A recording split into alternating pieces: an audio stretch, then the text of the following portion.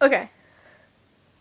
Last night we were sitting in there and all at once she just got that. I mean, I tried to scoot over and open the refrigerator door and spilled a whole damn big old thing of beans right in the floor.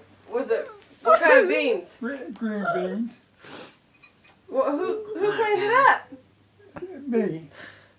Did you cuss? Oh God Almighty! For 3 straight hours. Did he cuss? Yes.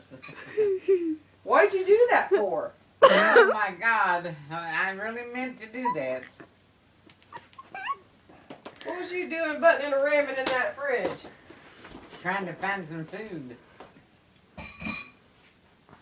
Every time she passes them, she's got to look in them. I think she thinks her old boyfriend's still hid in there.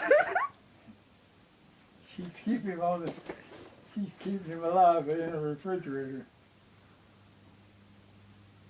That's twisted, Grandma. Is that what you're doing? Are you hiding them in the fridge? Doing the best I can, shut up.